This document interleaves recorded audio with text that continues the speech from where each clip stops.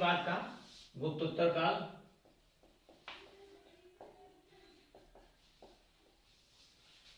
इसमें जब गुप्त साम्राज्य का पतन हो गया तो फिर से भारत में वो सूनापन आ गया, ठीक है, जो मौर्य काल की बात आया था। तो यहाँ पे देखिए सबसे पहले तो कुछ वंश देश जो प्रमुख प्रमुख हैं कौन कौन से थे, उसके बाद फिर आगे देखा जाएगा उसमें।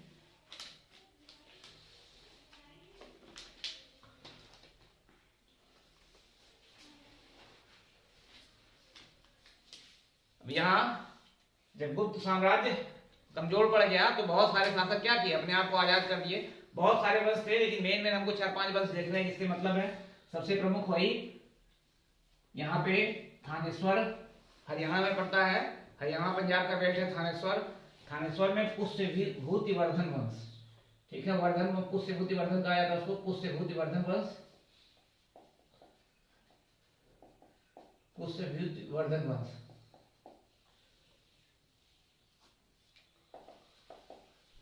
ये थानेश्वर हो जाएगा, थानेश्वर।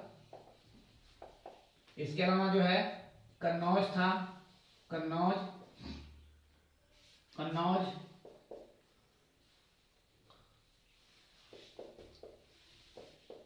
कन्नौज। यहाँ पे मौखरी वंश हो गया था उस समय, मौखरी वंश। यहाँ पे पश्चिम बंगाल, पश्चिम बंगाल। यहाँ पे पाल वंश।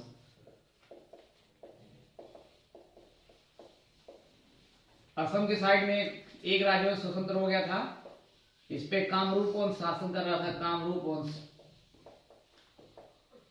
कामरूप वंश, ठीक है। यहाँ पे एक बल्लभ, ये गुजरात वाला पूरा एरिया, यहाँ पे बल्लभ में, बल्लभ गुजरात। यहाँ भी एक वंश था और मालवा भी स्वतंत्र हो गया, मालवा, मालवा। तो ये छोटे छोटे देखिए बहुत सारे वंश जो थे उस समय। हर्षवर्धन सबसे महत्वपूर्ण है, लेकिन उस समय उसके अलावा और भी छोटे छोटे वंश थे, लेकिन हमको ये 4-5 वंश से महत्वपूर्ण जानकारी रखनी है क्योंकि इनका कहीं ना कहीं संबंध हर्षवर्धन से था, ठीक है। तो इसमें सबसे पहले छोटा देख लिया जाएगा आपका, यहाँ पे सबसे पहले आप देखेंगे वर्धन वंश के बारे में। वर्धन वंश या पुष्यभूति वंश भी कहा जाता है उसको। वर्धन वंश अभी क्यों कहा जाता है इसको आगे बताएंगे। सबसे मेन तो है इसका कि पुष्यभूति वंश, ठीक है। इसके बारे में पहले देखिए पुष्यभूति वंश।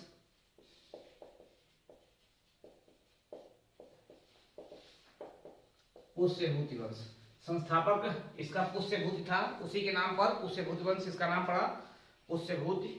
संस्थापक था इसका, संस्थापक,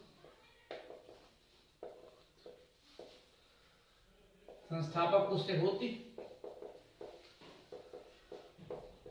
इसी के नाम पर ये इस वंश का नाम पड़ा था वर्धन वंश, पुष्यभूति वंश, ठीक है। अब इसमें कुछ और अभी राजा हुए, इसमें देखिए इसके बाद पुष्यभूति वंश में, पुष्यभूति वंश के जो संस्थापक हैं पुष्यभूति, इनका बहुत ज्यादा कुछ उल्लेख मिलता नहीं है। इनके बाद छोटे छोटे 2-3 राजा और हुए, फिर प्रभाकर वर्मन आएंगे, ठीक है। तो इसके नरसिंह वर्मन या नर वर्मन आता है नाम, नर वर्मन नाम क्यों लिख लीजिए इन लोग का, नर वर्मन, नर वर्मन। और इसके अलावा जो है राज्यवर्धन फर्स्ट, राज्यवर्धन फर्स्ट,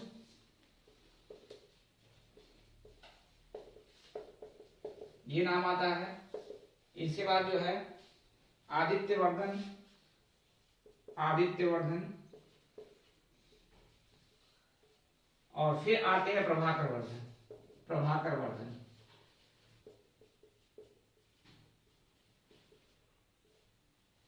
प्रभाकर वर्धन, इनकी 3 संतान हो जाएंगी, इनकी 3 संतान हो जाएंगी। एक राज्यवर्धन सेकेंड, राज्यवर्धन, राज्यवर्धन सेकेंड,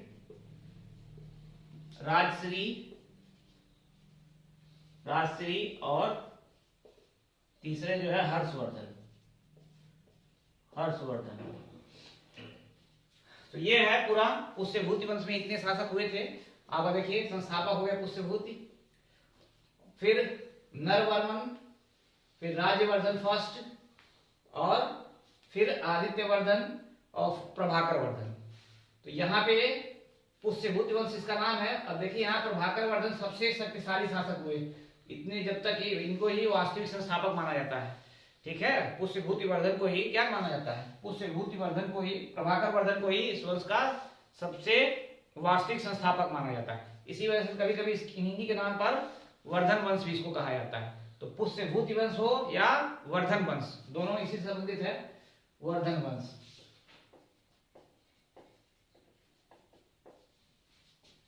एक आदित्य वर्धन है, देखिए इनके बारे में थोड़ा जानकारी है। इन्होंने क्या किया था, अपनी शक्ति का विस्तार करने के लिए, थोड़ा सा और ज्यादा शक्तिशाली हो, इसके लिए क्या किया था, जो गुप्त शासक चले आ रहे थे तो उसमें वैवाहिक संबंध स्थापित किया था। गुप्त शासकों से वैवाहिक संबंध स्थापित किया था, जिसमें जो उनकी पत्नी का नाम था महासेन गुप्त देवी। महासेन गुप्त देवी था इनकी पत्नी का नाम।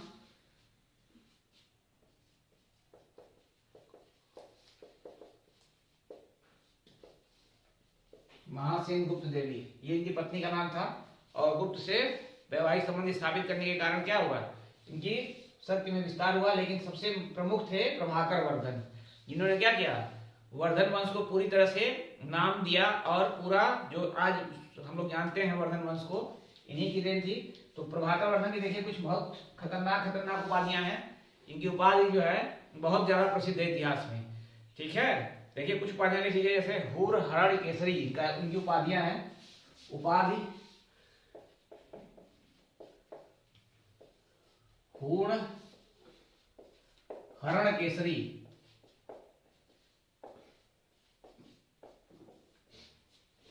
इसका मतलब हो गया जो हूण है, ठीक है, हूण को उनको हिरण के समान बताया गया है। तो हूण रूपी हिरण को हरने के लिए सिंह, ठीक है, शेर का दर्जा इनको दिया गया है। हूण रूपी हिरण को हरने के लिए या मारने के लिए शेर।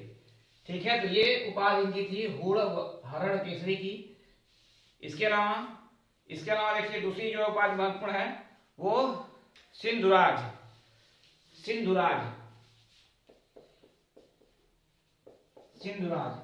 क्योंकि देखिए ये जो वर्धन यहाँ पे जो शुरुआत हुआ था, थानेश्वर जो पड़ता है आपका पंजाब और हरियाणा में पड़ता है, और पाकिस्तान का भी था। तो कुछ क्षेत्र तो सिंधु नदी के आसपास का पूरा क्षेत्र है, इसी वजह से इनको सिंधुराज की उपाधि दी गई थी। ठीक है, सिंधुराज की उपाधि। इसके अलावा गुर्जर प्रजागर, ये उपाधि थी गुर्जर प्रजागर।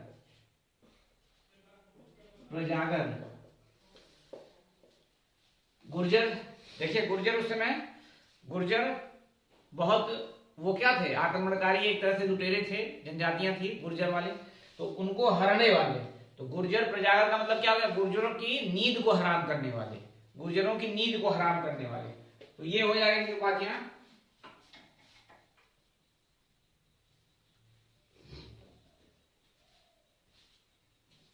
ठीक है, अब इसके बाद फिर देखिए कुछ और भी बहुत उपाधियां थी, लेकिन मेन है आपका ये हुर हरण केसरी वाला पूछा परीक्षाओं में।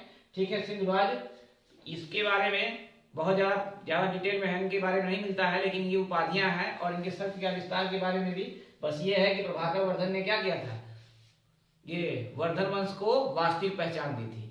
ठीक है, लेकिन कहानी कहाँ शुरू होती है, हर्षवर्धन। मेन कहानी जो है राज्यवर्धन के जो लड़के हैं, 3 संतान इनकी, राज्यवर्धन, राजश्री और हर्षवर्धन। ठीक है, हर्षवर्धन के बारे में सबसे महत्वपूर्ण ये लिख लीजिएगा यहाँ पे, हर्षवर्धन का जन्म कब हुआ था, तो ये 590 ईस्वी में, 590 ईस्वी में हर्षवर्धन का जन्म हुआ था। देखिए जब इनकी मृत्यु हुई, प्रभाकर वर्धन की जब मृत्यु हुई, तो हर्षवर्धन उस समय बहुत छोटे थे। इस वजह से राज्यवर्धन सेकेंड जो है गद्दी पर बैठते हैं। और इन्होंने क्या किया था, इन्होंने भी अपनी शक्ति का विस्तार करने के लिए जो राजश्री हैं, राजश्री उस समय ये कन्नौज के शासन में मोखरी वंश का शासन चल रहा था, और शासक वहां के थे गृहवर्मन सेकेंड कन्नौज में, गृहवर्मन द्वितीय। ठीक है, उस समय कन्नौज के शासक थे। और पुष्यभूत ने ही क्या किया था, अपनी शक्ति का विस्तार करने के लिए अपनी पुत्री जो राजश्री हैं, इनका विवाह गृहवर्मन सेकेंड से कर दिया था। ठीक है, यहाँ पे इनका विवाह जो है गृहवर्मन सेकेंड से हो गया इनकी पुत्री का। लेकिन इनकी उसी समय लगभग 603 में मृत्यु हो जाती है प्रभाकर वर्धन की। और गद्दी पे बैठते हैं फिर राजवर्धन सेकेंड। अब लेकिन ये जो यहाँ पे अभी देखेंगे पाल वंश का संस्थापक जो है, तो संस्थापक के बारे में बहुत ज्यादा नहीं जानना है। उस समय जो है यहाँ पे शासन किसका चल रहा था? शशांक था। ठीक है, सॉरी पाल वंश नहीं, गौड़ वंश था, सही कर लीजिएगा थोड़ा सा, गौड़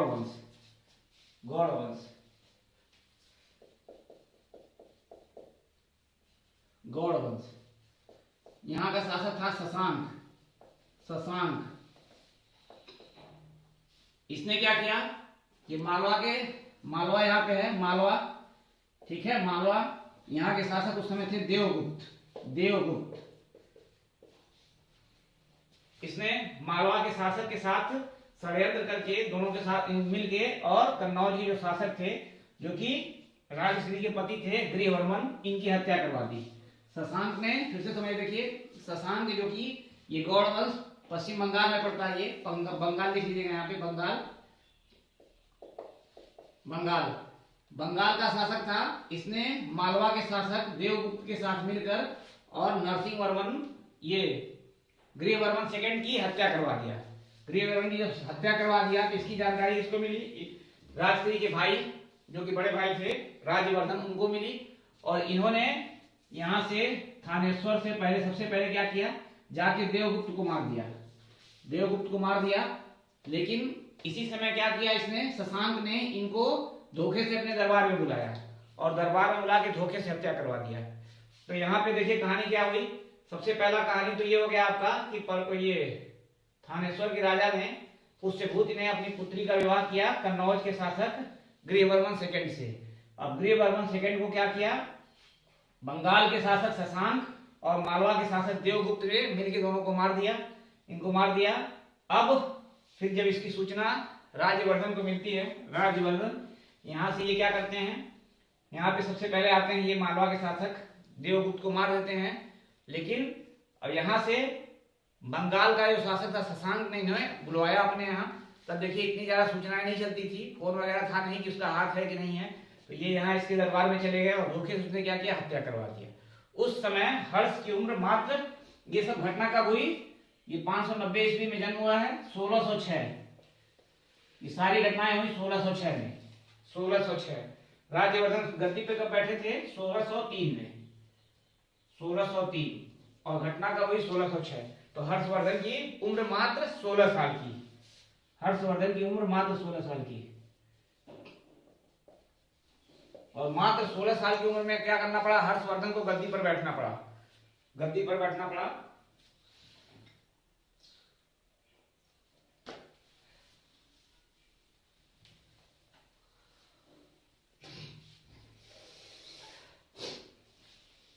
देखिए अब हर्षवर्धन जैसे ही गद्दी पे बैठते हैं 16 साल की उम्र में, उनके सामने दो बड़ी समस्याएं आ गई। सबसे पहली समस्या क्या है, देखिए बहन जो थी, बहन के पति को तो इसने मार दिया था शशांक ने, और बहन को भी कैद कर लिया था और कैद करके लेके चला गया था पश्चिम बंगाल में लेके चला गया।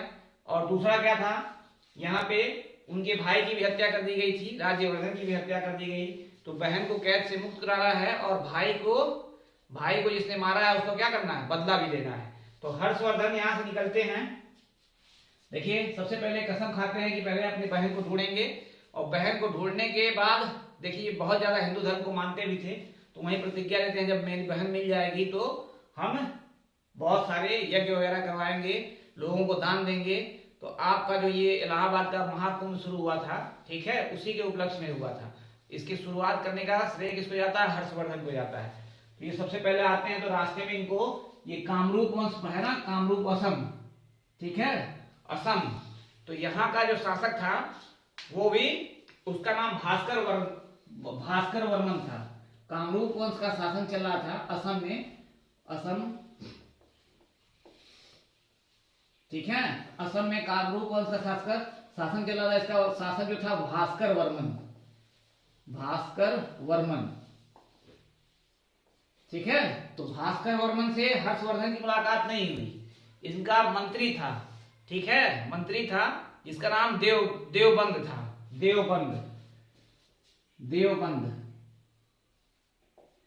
इसकी मुलाकात रास्ते में ही हर्षवर्धन से हुई और हर्षवर्धन ने सारी बातें बताई, तो दोनों के बीच में एक समझौता हुआ और दोस्ती का मैत्रीपूर्ण व्यवहार स्थापित हुआ और इन दोनों ने इनके मंत्री ने इनको भास्कर वर्मन को मनाया और दोनों का सपोर्ट किया। और सबसे पहले क्या किया, शशांक ये हर्षवर्धन ने जाके बंगाल के जो गौड़ वंश है, गौड़ वंश के संस्थापक या जो उस समय के राजा थे शशांक, उनके खिलाफ लड़ाई का अभियान शुरू कर दिया। उसी बीच इसने अपने बहन को भी ढूंढ लिया। बहन इसके कब्जे से मुक्त होकर विंध्याचल की पहाड़ी की तरफ चली गई थी और सती होने जा रही थी, तो उसको इन्होंने बचाया और फिर समझा बुझा कर वापस लाया कन्नौज में। और यहाँ से फिर गौड़ बंगाल के शासक को पराजित करने के बाद हर्षवर्धन क्या किए, कन्नौज पर भी अपनी बहन की सहमति से कन्नौज पर भी अधिकार कर लिया, क्योंकि उस समय प्रभाकर वर्मन की ये गृहवर्मन की मृत्यु के बाद वो सीट खाली हो गई थी, ठीक है, वहां का कोई बचा नहीं था। तो हर्षवर्धन ने क्या किया, कन्नौज को भी थानेश्वर वंश में मिला लिया, थानेश्वर में मिला लिया। तो पूरा अपनी राजधानी में उन्होंने क्या किया, थानेश्वर से कन्नौज शिफ्ट कर दिया, ठीक है। तो यहाँ पे देखिए कई बार क्वेश्चन पूछा है कि हर्षवर्धन ने अपनी नई राजधानी कहाँ बनाई, तो थानेश्वर जो कि उस समय हरियाणा में पड़ता है, वहां से शिफ्ट कर लिया कन्नौज में कन्नौज शिफ्ट कर लिया और कन्नौज को अपनी राजधानी बनाई। और यहां से फिर हर्षवर्धन ने अपने राज्य का विस्तार शुरू किया, ठीक है। और पूरे उत्तर भारत को, दक्षिण भारत में भी अभियान किया है, लेकिन यहाँ पे एक शासक अभी पढ़ेंगे आप, पुलकेशिन द्वितीय था, जिसने क्या किया, हर्षवर्धन को पराजित कर दिया था नर्मदा नदी के तट पर, जिसकी वजह से वहां से उसने दक्षिण भारत का अभियान छोड़ दिया और पूरे उत्तर भारत को, ठीक है, पूरे उत्तर भारत को एकीकृत कर दिया। तो हर्षवर्धन लास्ट या अंतिम वो शासक था कहा जाता है जिसने क्या किया था, पूरे भारत को एक किया था। हालांकि भारत नाम लिया जाता है, लेकिन मेन रूप से उत्तर भारत ही है। तो ये पूरा उत्तर भारत पे इसने अपना कब्जा किया था, ठीक है। हालांकि यहाँ पे ये गुजरात का वल्लभ वंश जो था, इसको उसने अपने राज्य में नहीं मिलाया था। वैवाहिक संबंध इसकी हर्षवर्धन की एक पुत्री थी, उसका विवाह उसने वहां पे कर दिया था। तो पूरे उत्तर भारत पे हर्षवर्धन का कब्जा हो जाता है। हर्षवर्धन का अगर साम्राज्य देखा जाएगा तो मैप में ये हो जाएगा, थोड़ा सा कश्मीर वाला ऐसा छूटा था और दक्षिण भारत का ऐसा छूटा था, ठीक है। यहाँ तक सबको समझ में आया कहानी, फिर आगे लिखा जाए, बताइए यहाँ तक सबकी कहानी समझ में आई।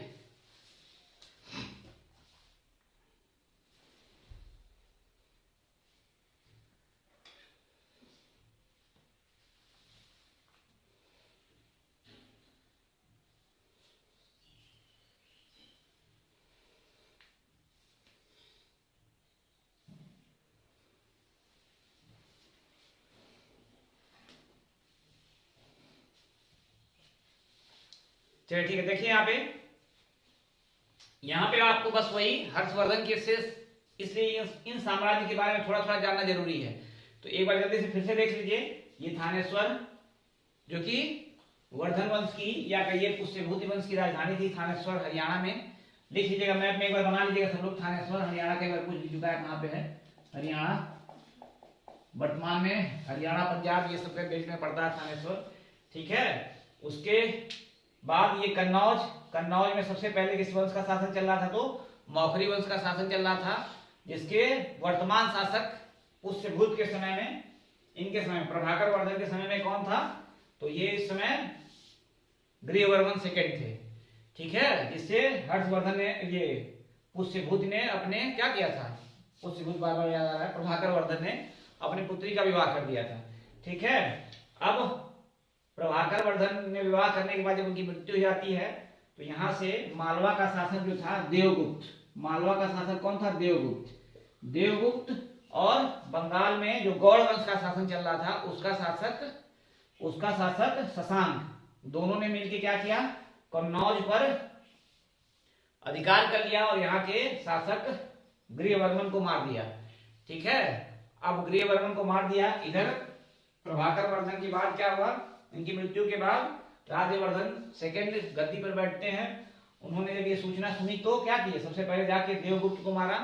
देवगुप्त को मारने के बाद इनको धोखे से बुलाया यहाँ पे शशांक ने और उनकी हत्या करवा दी। ये सब समाचार सुनते हैं हर्षवर्धन ने फिर क्या किया, उनको हराया, पहले सबसे पहले बंगाल के शासक को हराया और फिर उसके बाद उत्तर भारत में पूरी अपनी सत्ता स्थापित की। इस दौरान उन्होंने ये असम में शासन चल रहा था, कामरूप वंश, उसके शासक प्रभाकर वर्धन से दोस्ती का संबंध स्थापित किया। और यहाँ पे ये हंस बेग है, सही कर लीजिएगा, हंस बेग, कभी कभी पूछा है, हंस बेग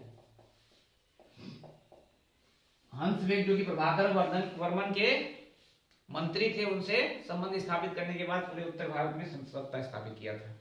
ठीक है, ये हर्षवर्धन को एक पराजय का भी सामना करना पड़ा था, जो कि नर्मदा नदी के तट पर पुलकेशिन द्वितीय से। ये अभी उसको लिखवा देंगे क्योंकि बहुत महत्वपूर्ण है, क्योंकि यहाँ से बहुत ज्यादा क्वेश्चन पूछा है कि हर्षवर्धन को किसने पराजित किया, तो चालुक्य नरेश पुलकेशिन द्वितीय ने पराजित किया था। ठीक है, तो हर्षवर्धन के बारे में थोड़ा सा लिख लीजिए। हर्षवर्धन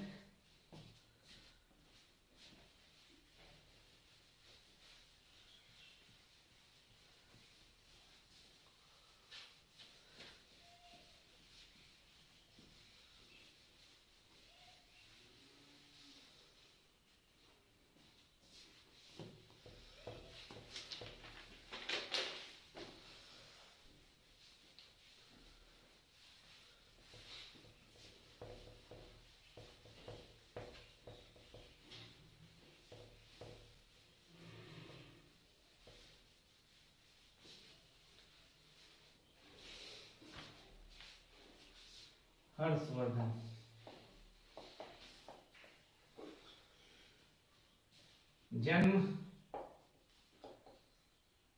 590 एडी, 590 ईस्वी में हुआ। ठीक है, जन्म हुआ 590 ईस्वी में। पिता प्रभाकर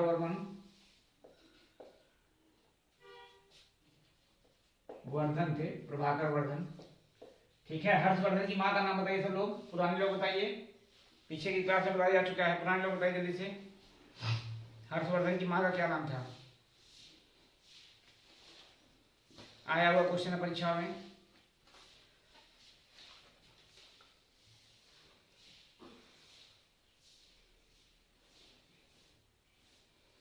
माँ का नाम बताइए भाई, राहुल कुमार। चलिए ठीक है, बाकी लोगों को भी बताइए। यशोमती नाम था उनकी माँ का नाम, यशोमती। ठीक है, पूछा हुआ क्वेश्चन ये, माता जो थी यशोमती। ठीक है, और हर्षवर्धन का एक और नाम है, हर्षवर्धन का एक और नाम है, पुराने लोग बताइए क्या नाम था हर्षवर्धन का? उपाधि कहा जाता है, उपाधि कह लीजिए या एक अन्य नाम से भी जाना जाता है हर्षवर्धन को, बताइए सब लोग क्या था?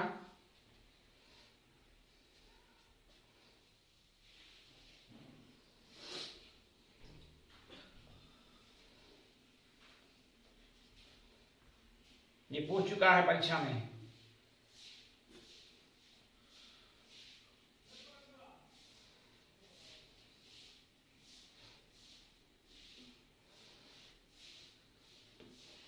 चलिए, किसी का जवाब नहीं आया। देखिए, शिलादित्य भी कहा जाता था, शिलादित्य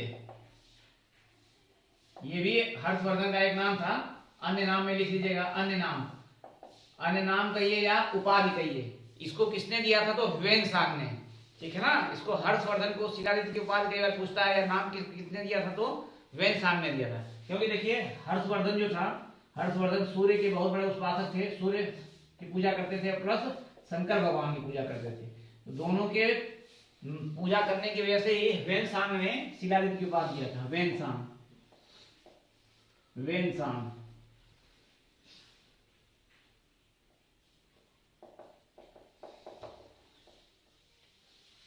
ठीक है, और राज्याभिषेक कब हुआ?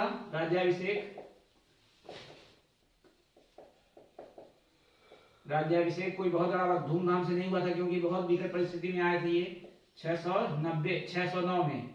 ठीक है, 609 एडी में इनका राज्याभिषेक हुआ। राज्याभिषेक का मतलब शासन सत्ता इनको मिली थी। ठीक है, इनके पिता का नाम भाई का नाम राज्यवर्धन सेकंड, बहन का नाम राजश्री। इसके बारे में सारी कहानी बता दिए हैं। देखिए, हर्षवर्धन ने क्या किया? सबसे पहले तो जब बदला ले लिया, उसके बाद वहां से साम्राज्य विस्तार। ठीक है, साम्राज्य विस्तार की नीति अपनाई, साम्राज्य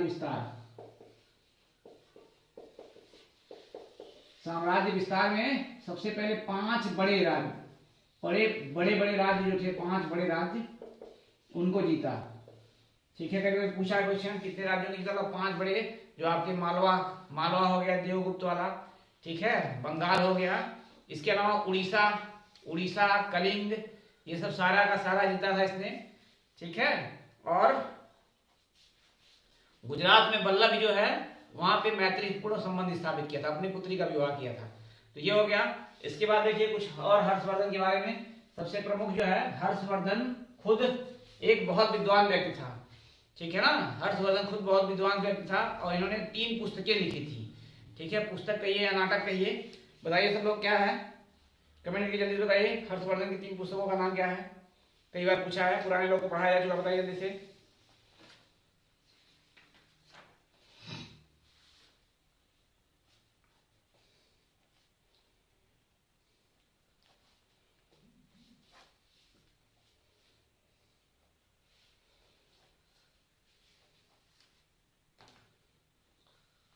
चलिए, अभी तक किसी का जवाब नहीं आया। देखिए 3 प्रमुख पुस्तकें थी, 3 पुस्तकें। एक थी नागानंद,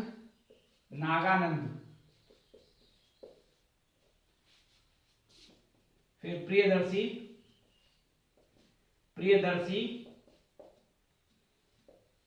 नागानंद, प्रियदर्शी और रत्नावली। ये 3 नाटक कह लीजिए, नाटक या पुस्तक कह लीजिए, जो भी पूछेगा परीक्षाओं में। ठीक है राहुल कुमार, ठीक है, बाकी लोगों का जवाब नहीं आ रहा है। रत्नावली, प्रियदर्शी और नागानंद। ठीक है, ये 3 पुस्तकें हर्षवर्धन ने लिखा था। हालांकि हर्षवर्धन को कुछ विद्वान मानते हैं, कुछ इतिहासकार मानते हैं कि हर्षवर्धन ने स्वयं इन पुस्तकों को नहीं लिखा है। ठीक है, कुछ लोगों का मानना है एक मालवी नामक इतिहासकार थे या लेखक थे, उन्होंने इसको लिखा था, हर्षवर्धन ने उसको बाद में अपना लिया था।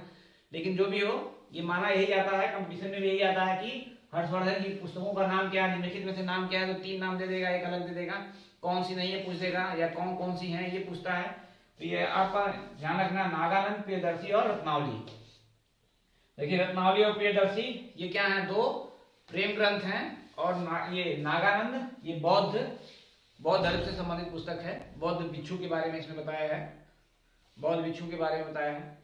ये हो जाएगा। फिर देखिए हर्षवर्धन के बारे में, ये सबसे प्रमुख जो आपका इलाहाबाद का कुंभ, नाम आप लोग सुने होंगे, प्रयाग वाले, हर 12 साल बाद कुंभ लगता है। तो इसकी शुरुआत लगभग हर्षवर्धन ने ही कर दिया था। ठीक है, अपनी बहन को खोजने के लिए उन्होंने अपना किया था कि अगर मिल जाती है तो ये हम अपना सब कुछ दान देंगे। ठीक है, तो दान देने की शुरुआत हर्षवर्धन। देखिए 2 महत्वपूर्ण चीजें हैं, एक प्रयाग और एक है कन्नौज। तो कन्नौज में इन्होंने क्या किया था, कन्नौज में एक महाधर्म सभा की स्थापना किया था। महाधर्म सभा की स्थापना किया था, और ये एक ही बार किया था। तो उसमें बहुत बड़ा सम्मेलन हुआ था, और बहुत बड़े सम्मेलन में इन्होंने पूरे विश्व के विद्वानों को, बौद्ध अनुयायियों को, और भी अलग अलग धर्म के मानने वाले लोगों को, सबको बुलाया था। तो महाधर्म सम्मेलन पूछता है कहाँ किया था, तो कन्नौज में किया था। ठीक है, दूसरा प्रयाग में ये क्या करते थे, हर 5 साल बाद, हर 5वें वर्ष ऐसा कहा जाता है कि हर्षवर्धन के पास जितनी भी चीजें थी वो सब दान दे दिया करते थे, केवल अपने कपड़े को छोड़कर। शरीर पे जो कपड़ा होता था उसके अलावा उनके पास जो भी कुछ होता था, हर 5वें साल वो प्रयागराज में बुलाकर सबको दान देते थे।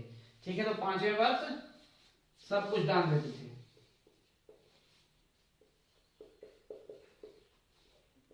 ठीक है, शरीर के बस को छोड़कर सब कुछ दान दे देते थे। इसके अलावा देखिए हर्षवर्धन के बारे में कुछ और चीजें। एक जो है सबसे महत्वपूर्ण कि हर्षवर्धन के शासनकाल में कौन सा विदेशी यात्री भारत आया। ठीक है, ये बहुत बार परीक्षाओं में पूछा है कि हर्षवर्धन के शासनकाल में कौन सा विदेशी यात्री भारत आया। तो हर्षवर्धन के शासनकाल में वेनसांग, अभी जो पाल ये बताए शिलादित्य की, वेनसांग नहीं दिया था हर्षवर्धन को, तो वेनसांग आया। बताइए जरा तक पुराने लोग, कब आया था वेनसांग भारत, कब से कब तक भारत में रहा था वेनसांग?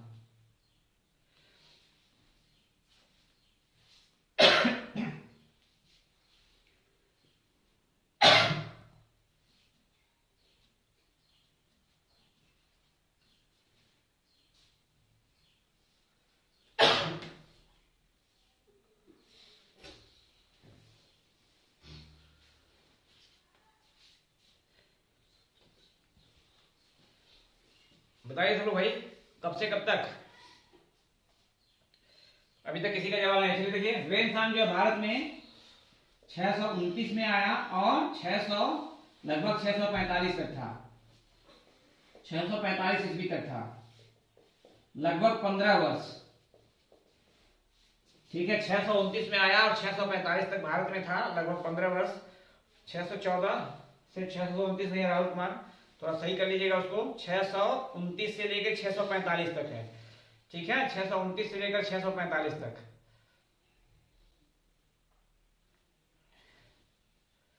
चौदह 15 वर्ष तो भारत में था ये।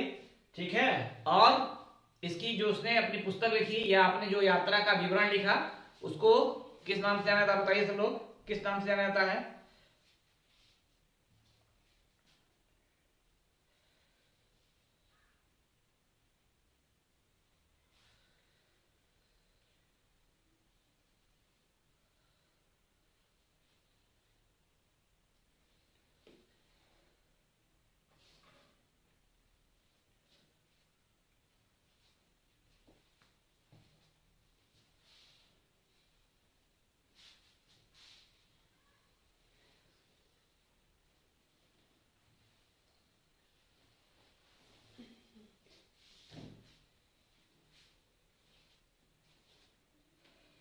ठीक है, इसकी पुस्तक का नाम जो था सीयूकी, सीयूकी।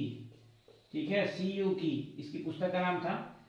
ठीक है, एक ये चीनी यात्री था, बौद्ध भिक्षु था, बौद्ध धर्म को इस देखिए पहले हर्षवर्धन क्या थे? हर्षवर्धन ज्यादातर वैसे तो सभी धर्म का सम्मान करते थे, लेकिन अपने पर्सनली शैव धर्म को मानते थे।